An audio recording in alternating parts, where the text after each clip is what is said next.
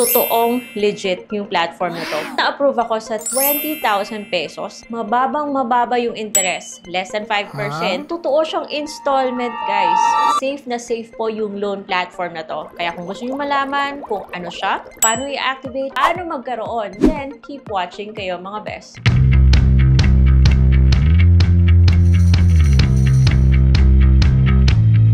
Hello everyone, welcome back to my channel. It's Ate here and I'm back with another platform na legit. Pero guys, uunahan ko na kayo that this video is not sponsored. It's based on my personal experience. It's not S-Loan.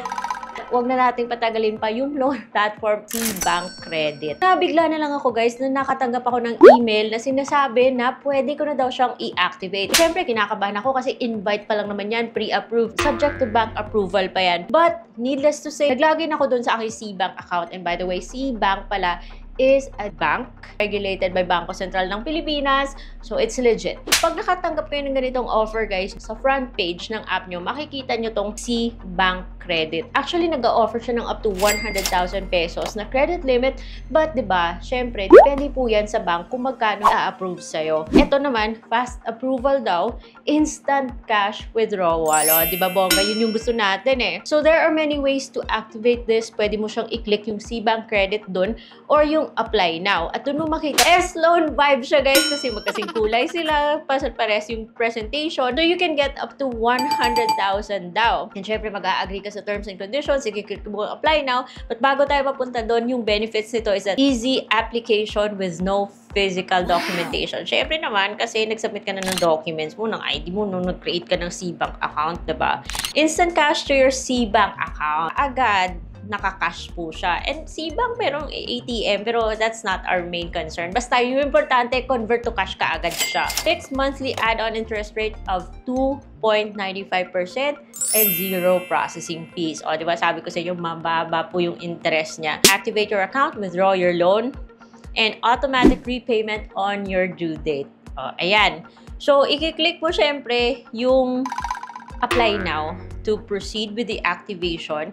And then yun, bibigyan ka niya ng parang sample loan calculator pa lang bago mo i-activate. Magkaroon ka ng idea kung okay ba to. Is it for me? Is it okay? Wag na nga lang muna. Pasok ba sa budget? You know, stuff like that, which we often talk about in this channel. So yun nga, sa 100,000, pwede mo siyang bayaran sa loob ng 3, 6, and 12 months. So, kung mag-100,000 ka na loan, of course, subject to bank approval po yan. So, 100,000 na loan at babayaran mo siya sa loob ng 3 months with a 2.95 na monthly add-on rate, babayaran mo every month is 36,283.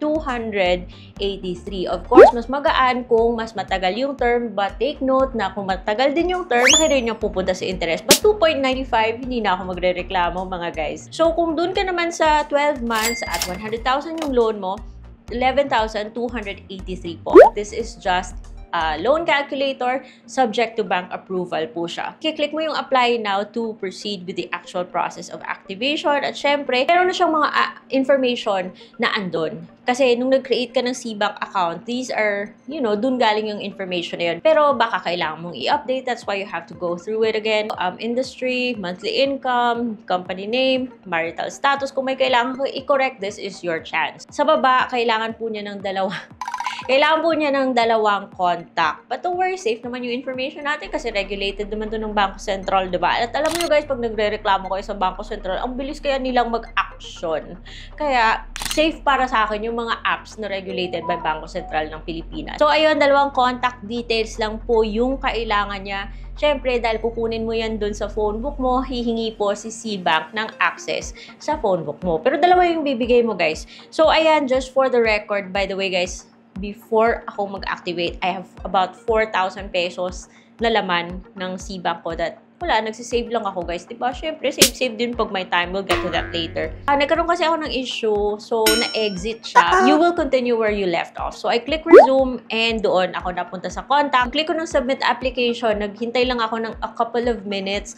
At ayun, congratulations na kagad. Automatic approval, 20,000 pesos. 2.95 po yung interest. And syempre, that's the starting credit limit na binigay sa akin. But it depends on the user kasi bangko kasi siya. Marami po siyang pinagbabasihan ng ating credit evaluation para ma-determine kung magkano yung ating credit limit. Meron po siyang suggestion kung paano mapataas yung credit limit, and that is by paying installments before the due date and using C-Bank credit regularly. Kailangan palagi mo siyang ginagamit. Balitaan ko kayo guys kung tulad din siya ni CIMB, na kung hindi mo ginagamit, baka bumaba. So that is something that we will know in the future. But for now, so ayun po yung kanyang tip paano mapataas yung credit limit. So, okay, we go to the part na kung saan ititry ko na kung kaagad ba siyang mako-convert to cash. So, sa 20,000 ko, nagtry ako guys na 2,000 i-send ko or i-transfer ko sa C-Bank wallet ko. Sa 2,000, 2.95 po yung interest, yung monthly installment, kung babayaran po siya sa loob ng 3 months, is only 726.67. Di ba, bongga? Mas mababa sa one hand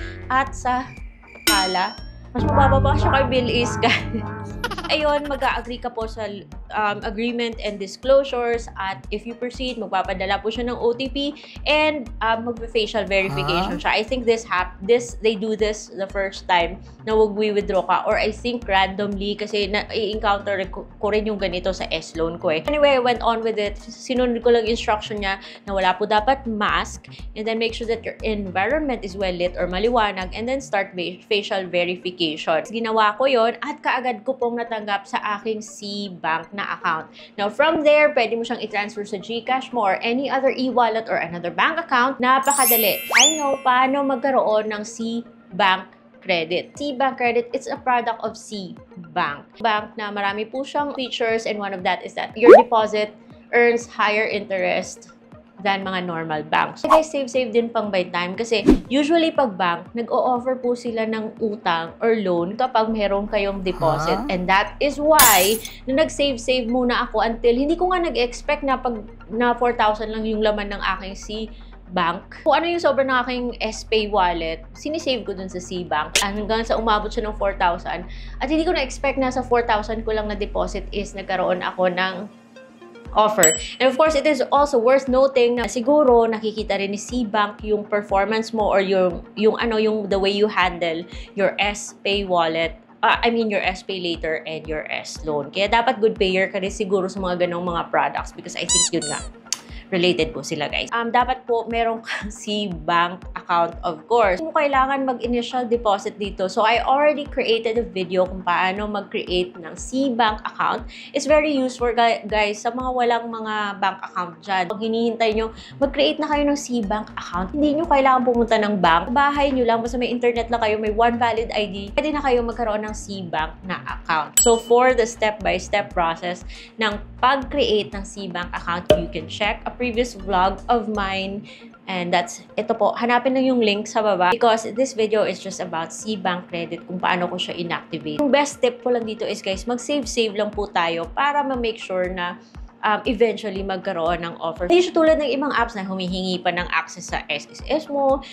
Excuse me, tulad ni, ni So, standby na lang guys for updates kung tumaas ba yung aking C-Bank credit or kung ano man. By the way guys, hindi po siya buo matatanggap kasi meron po siyang very minimal na documentary stamp fee imposed by the Bureau of Internal Revenue on documents which include loan agreements to validate and legalize their execution. That's it. Very, very minimal. Huwag na kayo magreklamo guys kasi yung ibang loan app nga 10% yung ginakatas. So, that's it for today's vlog. I hope meron kayong natutunan. I will see you on my next vlog. Bye!